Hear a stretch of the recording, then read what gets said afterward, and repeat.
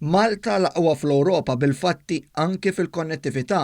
Dan e kif studju maħruġ minn indiċi ta' klassifikazzjoni tal-Kummissjoni Ewropea magħrufa bħala DESI ipoġġi lil pajjiżna fuq qudiemnet fis-servizzi offruti marbuta ma' broadband. L-indiċi tal-ekonomija diġitali u soċjetà jpoġġu lil Malta bħala l-uniku stat membru b'konnettività qawwija u veloċi.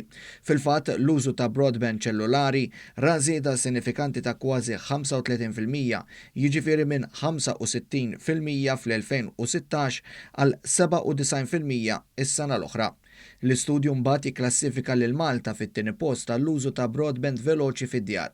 Fil-fatt is-sena l-oħra kważi 70% ta' djar kellhom dawn is-servizzi, filwaqt li l-medja Ewropea kienet ta' ftit aktar minn 40%.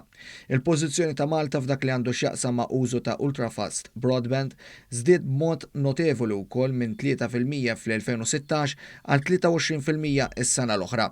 F'dan l-aspett ukoll dak irreġistrat f'Malta huwa ferm ogħla mill-medja Ewropea. Quddiem dawn ir-riżultati, is-Segretarju Parlamentari għall-Ekonomija Diġitali Silvio Schembri mhux biss wera s-sodisfazzjon tiegħu, iżda saħaq li filwaqt li l-infrastruttura diġitali ta' Malta hija fuq quddiem kif riflessa bil-analiżi ta' DESI, l-isfida li jmiss hi li nsaħħu l-ħiliet eżistenti u dawk tal-ġenerazzjonijiet futuri li huma mfittxija fil-maġġoranza tal-impjiegi.